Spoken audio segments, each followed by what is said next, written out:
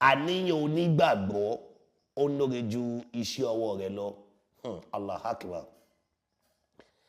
Àti lè pè ẹ́ ní onígbàgbọ́ torí pé taba ní ká kọ́kọ́ sọ̀rọ̀ lé lórí pé kí là ń pè ní ìgbàgbọ́. Ká tó ní amatriti ìgbàgbọ́, a kọ́kọ́ sọ̀rọ̀ nípa kí là ń pè ní Islam. Ìsọ̀rọ̀ nípa ohun tí à ń pè ní Islam, àríkánul Islam, orígun ẹ̀sìn àlàáfíà tí a mọ̀ yìí, khamsun àbí ká ní khamsatun, márùn ni. Ká tó lè pè ẹ́ ní onígbàgbọ́ lábẹ́ Islam tá à ń pè ní mùsùlùmí.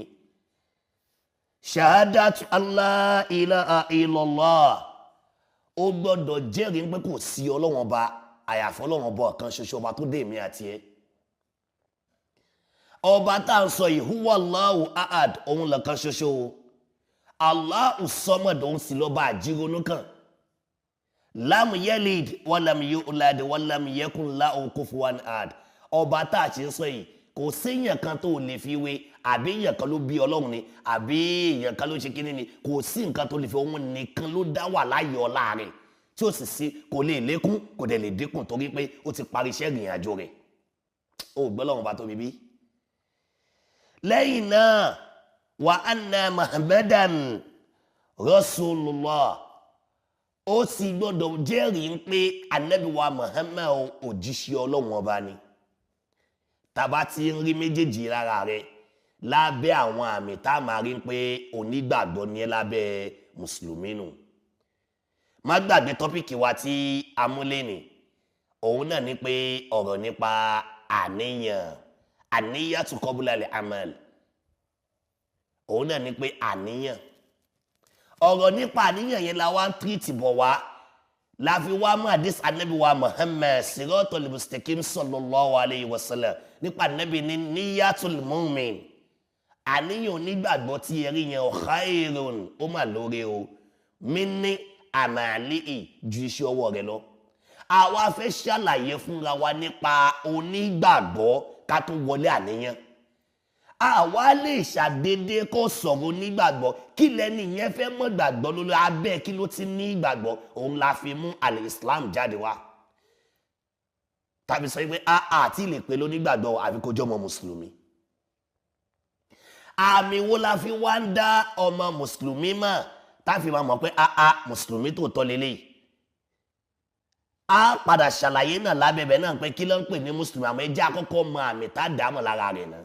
Òun la fi sọ fún wa pé àmì àkọ́kọ́ ni pé o gbọ́dọ̀ máa jẹ́rìí pé shahadatu Allah ilaha illallah, jíjẹ́rìí pé kò sí Ọlọ́run kan àyàfi Ọlọ́run Ọba Allah.